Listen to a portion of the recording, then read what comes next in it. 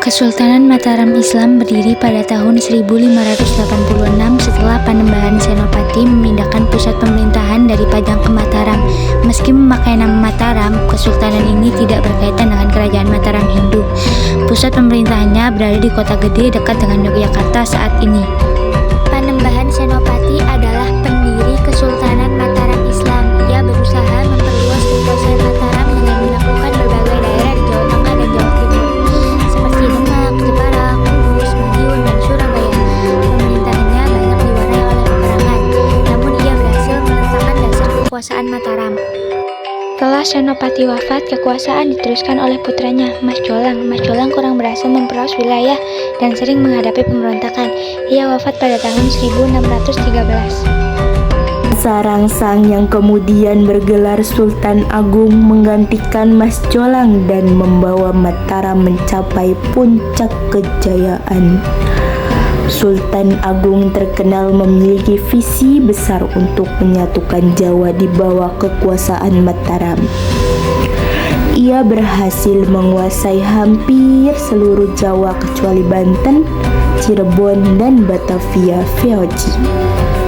Sultan Agung juga dikenal sebagai pembaharu budaya dan pemerintahan.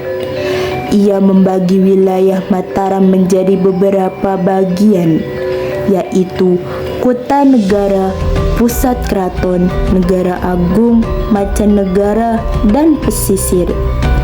Sultan Agung juga menciptakan sistem kalender Jawa dan mengembangkan budaya kejawen, perpaduan Hindu, Buddha, dan Islam.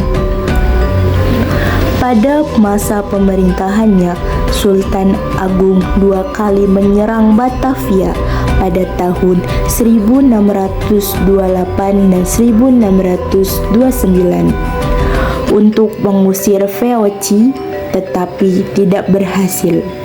Meskipun demikian, ia berhasil menghambat perluasan kekuasaan VOC di Jawa untuk sementara waktu. Setelah Sultan Agung wafat tahun 1645, tahta beralih kepada putranya Amangkurat I.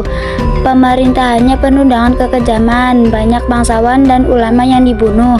Ia juga menjalani hubungan erat dengan VOC dan memberi banyak keuntungan kepada Belanda, sehingga menyebabkan kemunduran besar di Mataram dan pemberontakan besar seperti pemberontakan Trunajaya terjadi pada masa ini. Amangkurat II 1677 sampai 1703, pemerintah dengan bergantung kepada VOC. Ia bahkan memindahkan ibu kota Mataram dari Pleret ke Kartasura. Setelahnya terjadi konflik suksesi antara Amangkurat III dan Pakubuwana I yang membuat kondisi Mataram semakin tidak stabil. Kekacauan politik menyebabkan Mataram akhirnya pecah melalui Perjanjian Giyanti tahun 1755. Mataram dibagi menjadi dua. Yang pertama ada Kesultanan Yogyakarta, yang kedua ada Kesunanan Surakarta. Kemudian dengan Perjanjian Salatiga tahun 1757, wilayah Surakarta kembali pecah menjadi dua dengan berdirinya Mangkunegaran.